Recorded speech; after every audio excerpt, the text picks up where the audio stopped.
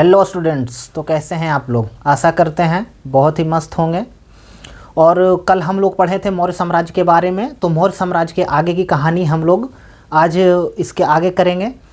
तो मौर्य साम्राज्य के बारे में सबसे पहले मौर्य साम्राज्य की जानकारी दी है, उसके बाद जब चंद्रगुप्त मौर्य के बारे में, फिर बिंदुसार के बारे में और अशोक के बारे में बताते हुए इस कहानी को आगे बढ़ाते हुए हम अशोक के जो सबसे इम्पोर्टेंट, सबसे महत्वपूर्ण कहा जाता है कि अशोक का जो राजाओं के समय में, जैसे इस समय हो या पहले के समय में, दोनों में सबसे बड़ा डिफरेंस यही था कि अभी के समय में अगर हमारे प्रधानमंत्री नरेंद्र मोदी जी को कोई भी बात बतानी होती है तो वो सीधा अपनी मन की बात में बता देते हैं आकर के, लेकिन उस ज़माने में ऐसी कोई व्यवस्था नहीं थी।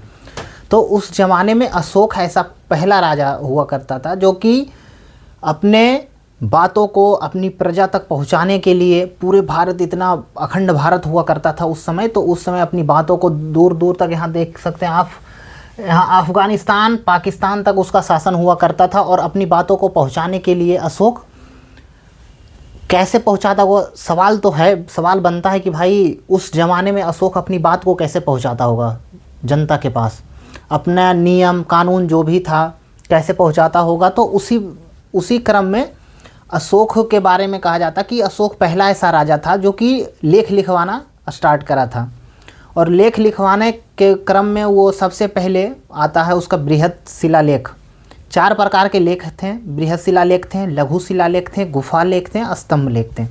तो हम लोग आज डिस्कस करेंगे बृहत शिलालेख के बारे में। बृहत शिलालेख जो कि पूरे भारतवर्ष में 14 हैं, 14 शिलालेख है जो बृहत शिलालेख है, जो कि भारत के 8 स्थानों से, भारत और भारत के बाहर से 8 स्थानों से प्राप्त हुए हैं। तो जो अब इसके बारे में बताते हैं आपको कि जो शिलालेख था वो था क्या असल में। तो शिलालेख के बारे में सबसे पहली ये बात है कि पत्थरों पे इसे उत्कीर्णित करवाया गया था, पत्थरों पे लिखवाया गया था। तो क्या लिखवाया गया था पत्थरों पे? राजा अशोक के वचन को, राजा अशोक के शासन को, कानून को अपने कुलीन वर्गों तक, अपने प्रजा तक पहुंचाने का एक माध्यम था। और वो अपनी बातों को पहुंचाते हैं। और उसी क्रम में अशोक ये 14 शिलालेख लिखवाते हैं, और 1-2 और होगा, लेकिन हम लोग को अभी तक का 14 शिलालेख के बारे में जानकारी मिलता है जो कि प्राप्त होता है। और अशोक का शिलालेख जो भारत में है वो ब्राह्मी लिपि में है, भारत के बाहर खरोष्टरी और अरामाइक लिपि में पाया गया है। तो जो भारत में है, जितने भी जगह पाए गए हैं वो ब्राह्मी लिपि में है, और ब्राह्मी प्राकृत में आती है। और उसके बाद अब ये 14 शिलालेख के बारे में अब हम लोग जानेंगे कि वो 14 शिलालेख में असल में अशोक लिखवाए क्या थे उसमें। तो अशोक उस टाइम पे 14 शिलालेख जो लिखवाए थे उसमें सबसे पहला जो शिलालेख था, शिलालेख में ये लिखा गया था कि सबसे पहले लिखा गया था उस जमाने में कि पशुवध का निषेध, कि पशु को नहीं मारना है। अभी भी देखिए बहुत सारे पशु प्रेमी हैं, तो उस टाइम पे भी पशु को मारने पे रोक लगाया गया था। बताया जाता है, ऐसी कहानी है कि जब मौर्य साम्राज्य था तो उस टाइम पे शायद मोर और हिरन को मारा जाता था, वो भी राजसी जो रसोई होती थी उसमें बनाया जाता था। तो अशोक ये बोले कि भाई अब 1 या 2 हिरन और 1 मोर को ही मारा जाएगा, और वही राज्य की रसोई में जो राजाओं के लिए बनता था, तो उसमें 2 हिरन और मोर के बारे में बताया गया है कि उतना ही मारा जाएगा। पहले है कि खाना के लिए जो है मुख्य रूप से पशु पे, और बहुत सारे मतलब मांस खाने वाले जो भी थे उस टाइम पे तो वही खाते थे। तो इसलिए सबसे पहले पशु वध को रोका गया। कि अगर पशु वध को रोकने का सबसे पहला रीज़न ये था कि अशोक के बारे में पता होगा कि जो इसके पहले वीडियो में बताए थे कि अशोक कलिंग के युद्ध करते हैं, और कलिंग के युद्ध में इनका हृदय परिवर्तन होता है। और हृदय परिवर्तन के बारे में भी अशोक बताते हैं इसमें बहुत ही बेहतरीन तरीके से। उसके बाद दूसरे बार में अशोक का उत्सवों पे रोक लगा देते हैं, कि कोई भी जो उत्सव है, बड़े बड़े उत्सव पे रोक लगा दिया गया। कि ज़्यादा उत्सव, जैसे बड़ा बड़ा कोई उत्सव होता था, आप अभी जाने होंगे, इसके आगे जब पढ़िएगा, जब आप आधुनिक भारत पढ़िएगा तो उसमें आपको सबसे पहले क्या मिलेगा, जलियांवाला बाग हत्याकांड। जलियांवाला बाग हत्याकांड का कहानी ये था कि एक बाग था, उस बगीचे में एक बैसाखी पूर्णिमा के दिन एक मीटिंग रखा गया था। उस मीटिंग में बहुत सारे लोगों की भीड़ इकट्ठा हुई थी। और उस भीड़ इकट्ठा होने का कारण क्या था?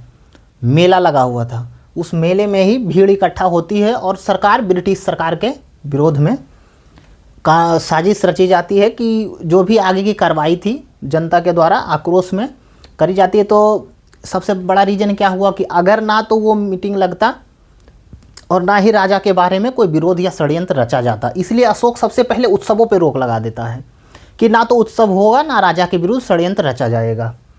और दूसरी जो अभिलेख थे उसमें था कि पशु अस्पताल पशु और मनुष्यों के लिए। बताइए उस जमाने में जब 269 ईसा पूर्व में अशोक राजा बनता है, उसके बाद 4 वर्षों के संघर्ष के बाद अशोक राजा बनते हैं। उसके बाद जाकर के वो पशु अस्पताल बनवाते हैं। मनुष्य का अस्पताल के साथ साथ पशु का भी अस्पताल था।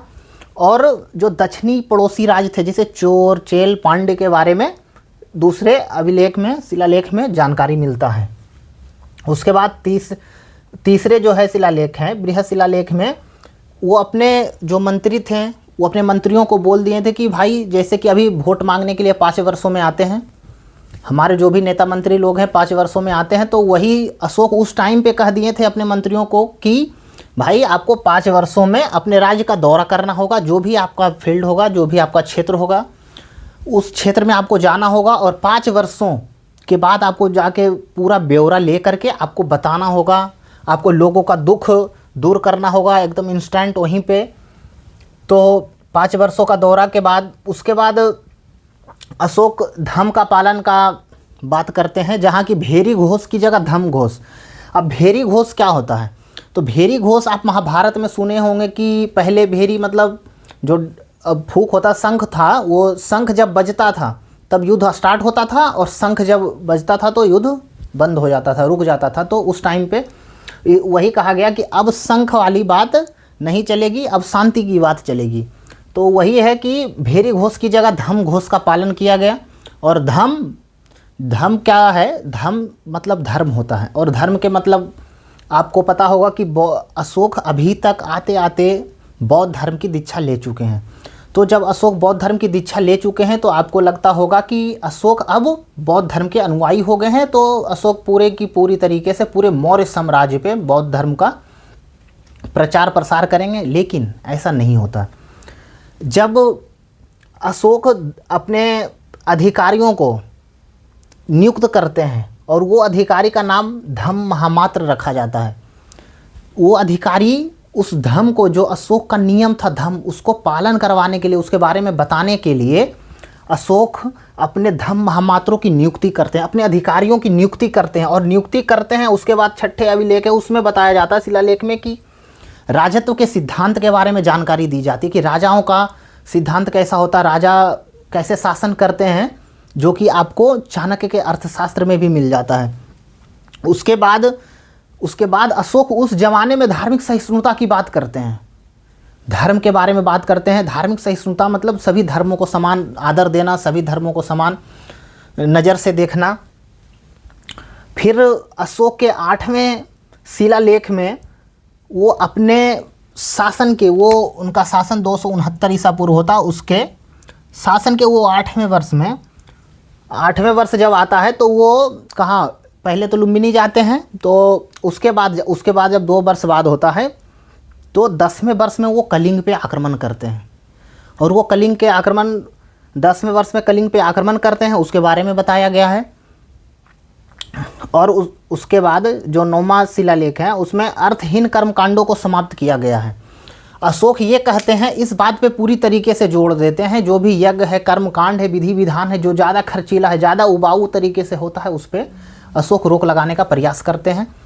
कहते हैं कि ये सब जब हम राजा होते हुए हम कोई भी अनुष्ठान, कोई भी धार्मिक जो भी ज़्यादा एक्सपेंसिव हो वो नहीं करना है, सरल जीवन जीना है, शांति से रहना है। उसके बाद वो 10वें में सामाजिक कल्याण का संदेश देते हैं। फिर 11वें में अनुदान और धर्म के बारे में विस्तार तरीके से वर्णन करते हैं कि धर्म कैसा होना चाहिए, धर्म में किस प्रकार के नियम हैं, क्या हैं, आपको कैसे फॉलो करना है, कैसे क्या करना है। उसके बाद 12वें में सर्वधर्म समभाव, जिसका कि गांधी जी बहुत बड़े एग्जाम्पल है। सर्वधर्म समभाव में मतलब सभी धर्मों को समान तरीके से आदर करना, समान मानना और सभी का सम्मान करने का अपील करते हैं। किसी के बारे में कोई भेदभाव, ईर्ष्या, द्वेष की भावना उत्पन्न नहीं करनी है। सभी को समान भाव से देखना है, सभी को एक नज़र से देखना है।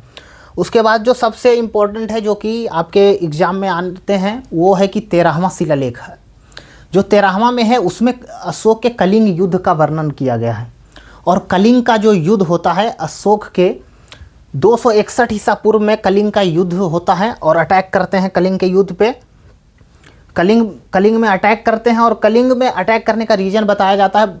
2-3 बातें हैं, जिसमें कि एक तो ये भी बताया जाता है कि उस टाइम पे जो अशोक का जो भाई लोग था इधर जब शासन कर रहे थे, तो इधर ज़्यादा शक्तिशाली लोग थे, तो अशोक को ज़्यादा दबा रहे थे। इसलिए अशोक सबसे पहला काम करते हैं, जो कि इधर से बिंदुसार भी उस टाइम पे थे, तो अशोक इधर से आते हैं और सबसे पहले कलिंग उनका सबसे पहले मेन फोकस टारगेट था। और इसके बारे में दूसरी कहानी ये भी है कि आपको सबसे पहले पता चलेगा कि जो एक अशोक के अभिलेख के बारे में जब पढ़िएगा तो उसमें शिलालेख में पता चलेगा कि एक रानी का अभिलेख है।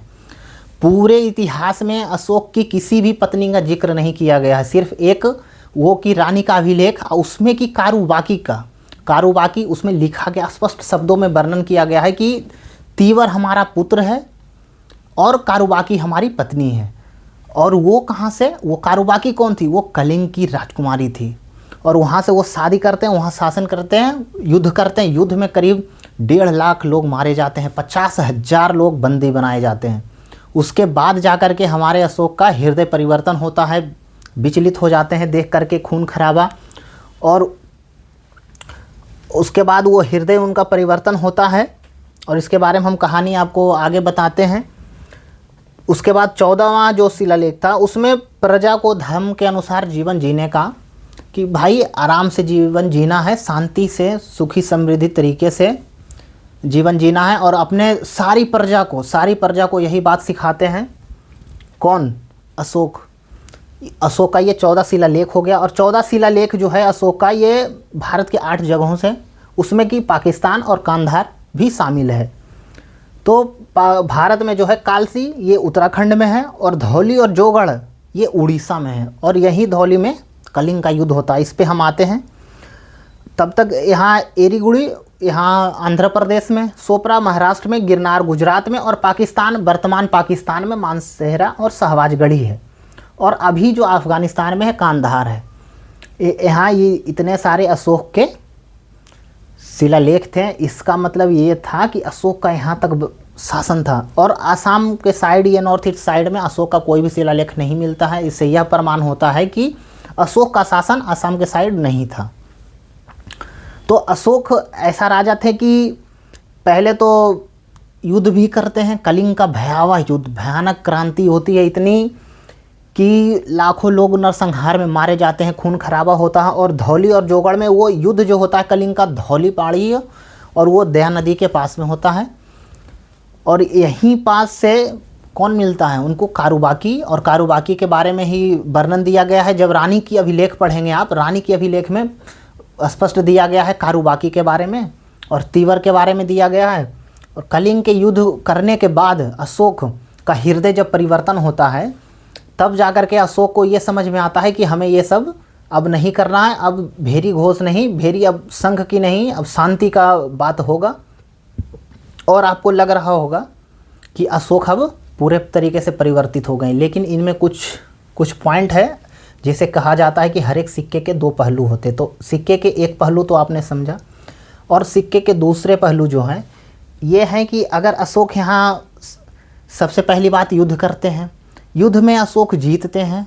और जीतने के बाद ऐसा नहीं है कि अशोक का हृदय परिवर्तन हो गया तो अपना यहाँ से अपनी सेना को भंग कर देंगे। भाई जब हमें युद्ध ही नहीं करना है तो हम क्या करेंगे सेना रख के। तो सेना भी रखा, सेना को भंग भी नहीं किया। और दूसरी बात, यहाँ शासन करके इसको अपने साम्राज्य में मिला लिया, मगध में मिला लिया गया कलिंग को। और यहाँ की राजकुमारी कारूबाकी से विवाह भी कर लिए। और ये धौली और जोगढ़ का जो शिलालेख था, इसी में ये लिखा गया था, स्पष्ट शब्दों में ये लिखा गया था कि अब भाई अशोक हैं, अब बोलेंगे कि इतना सारा खून खराबा किए हैं, उसके बाद ऐसे कैसे परिवर्तन हो गया और ऐसे कैसे छोड़ सकते हैं। तो सबसे पहली बात जो है कि एक एग्जाम्पल के तौर पर आपको समझाते हैं कि जो परिवार वाले लोग होते हैं वो आपको, जैसे आपके पिताजी हों या भाई हैं, कोई भी हैं परिवार से, तो वो आपको अपने परिवार के होने के नाते आप पे दबाव बनाते हैं। क्यों? क्योंकि वो आपकी फ़िक्र करते हैं, चिंता करते हैं। तो उसी प्रकार से वो दबाव बनाने की रणनीति अशोक यहाँ से सीखा था। अशोक धौली के अभिलेख में ये लिखवाते हैं कि नहीं, यहाँ जितना सारा लेख है यहाँ सब तो सही है अपनी जगह पर, लेकिन यहाँ वाला हटाओ और यहाँ पास ये लिखो कि सारी प्रजा हमारी संतान है। यहीं पास लिखा गया सारी प्रजा हमारी संतान है। अब आप कहते हैं जैसे कि देखिए, आप गाड़ी आप चला रहे हैं लेकिन पुलिस, आप हेलमेट लगा के नहीं जाइएगा तो पुलिस आपकी चालान काट देती है। तो भाई गिरेंगे हम, सर हमारा फूटेगा, तुम चालान क्यों काटते हो? तो चालान इसलिए काटते हैं कि सरकार क्या कहती है, जो राज्य होता जो, उसमें सरकार ये कहती है कि प्रजा हमारी संतान है। तो प्रजा हमारी संतान है तो संतान का देख रेख करना किसका काम है? राजा का काम है। तो अशोक क्या करता है, इसी बात पे यहाँ पे ये लिखवाता है। उसके नीचे अशोक ये लिखवाता है, एक बाकायदा एक अधिकारी को नियुक्त करके जाता है यहाँ धौली में, कलिंग में, कि कोई अगर बदमाशी करता है, कोई उपद्रव मचाता है तो यहाँ उसको सज़ा देने का भी प्रावधान करता है अशोक। तो आप बताइए अशोक का किस प्रकार का हृदय परिवर्तन होता है। हम आपके पास दोनों पक्षों को रखे हैं और इसके आगे हम समझेंगे। अब आगे की क्लास में हम लोग पढ़ेंगे अभिलेख के बारे में। तो 14 शिलालेख जो है बृहद ख़त्म होते हैं, और तब तक के लिए जय हिंद।